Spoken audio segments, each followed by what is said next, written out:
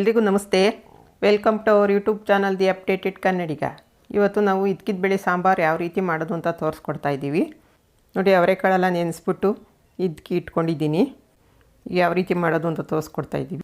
ಒಂದು ಪಾತ್ರೆ ಇಟ್ಟಿದ್ದೀವಿ, 2 ಸ್ಪೂನಷ್ಟು ಎಣ್ಣೆ ಹಾಕಿದ್ದೀವಿ, 2 ಈರುಳ್ಳಿ ಕಟ್ ಮಾಡಿ ಇಟ್ಕೊಂಡಿದ್ವಿ ಹಾಕ್ತಾಯಿದ್ದೀವಿ. ಸ್ವಲ್ಪ ಫ್ರೈ ಆಗಲಿ. 4ರಿಂದ 5 ಎಸಳು ಬೆಳ್ಳುಳ್ಳಿ ಹಾಕ್ತಾಯಿದ್ದೀನಿ. ಈಗ ಒಂದು ಟೊಮಟ ಕಟ್ ಮಾಡಿ ಇಟ್ಕೊಂಡಿದ್ವಿ, ಟೊಮೊಟೊ ಹಾಕ್ತಾಯಿದ್ದೀವಿ. ಸ್ವಲ್ಪ ಎಲ್ಲ ಫ್ರೈ ಆಗ್ತಾಯಿದೆ. 1 ಸ್ಪೂನ್ ಗಸಗಸೆ ಹಾಕ್ತಾಯಿದ್ದೀವಿ, ಹಾಗೆ 1 ಏಲಕ್ಕಿ ಹಾಕ್ತಿದ್ದೀವಿ. ಅದು ಸ್ವಲ್ಪ ಫ್ರೈ ಆಗಲಿ. ಕಾಯಿ ತುರಿದಿರೋದು 4 ಸ್ಪೂನ್ ಹಾಕ್ತಾಯಿದ್ದೀವಿ, ಅದು ಸ್ವಲ್ಪ ಫ್ರೈ ಆಗಲಿ. ಶುಂಠಿ ಬೆಳ್ಳುಳ್ಳಿ ಪೇಸ್ಟ್ ಅರ್ಧ ಸ್ಪೂನ್ ಹಾಕ್ತಾಯಿದ್ದೀವಿ, ಅದು ಸ್ವಲ್ಪ ಎಲ್ಲ ಹಸಿ ವಾಸನೆ ಹೋಗಲಿ. ಸ್ವಲ್ಪ ಪುದೀನ ಹಾಕ್ತಾಯಿದ್ದೀವಿ, ಅದೇ ರೀತಿ ಸ್ವಲ್ಪ ಕೊತ್ತಂಬರಿ ಹಾಕ್ತಾಯಿದ್ದೀವಿ. ಅದು ಸ್ವಲ್ಪ ಎಣ್ಣೆಯಲ್ಲಿ ಸ್ವಲ್ಪ ಆಡಿಸೋಣ. ಚಕ್ಕೆ ಲವಂಗದ ಪೌಡ್ರು ಮನೇಲೇ ಮಾಡಿಟ್ಕೊಂಡಿದ್ವಿ, 1/4 ಸ್ಪೂನ್ ಹಾಕ್ತಾಯಿದ್ದೀವಿ. ಧನಿಯಾ ಪುಡಿ 4 ಸ್ಪೂನ್ ಹಾಕ್ತಾಯಿದ್ದೀವಿ. ಅಚ್ಚ ಖಾರದ ಪುಡಿ 2 ಸ್ಪೂನ್ ಹಾಕ್ತಾಯಿದ್ದೀವಿ. ಈಗ ಸ್ಟವ್ ಆಫ್ ಮಾಡೋಣ. ಅದು ಬಿಸಿಲೆಲ್ಲ ಸ್ವಲ್ಪ ಫ್ರೈ ಆಗುತ್ತೆ. ಬಿಸಿಯೆಲ್ಲ ಇವಾಗ ತಣ್ಣಗಾಗಿದೆ.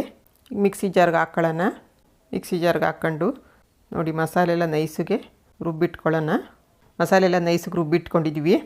ಈಗ ಒಂದು ಪಾತ್ರೆ ಇಟ್ಟಿದ್ದೀವಿ, 3ರಿಂದ 4 ಸ್ಪೂನ್ ಎಣ್ಣೆ ಹಾಕ್ತಾಯಿದ್ದೀವಿ.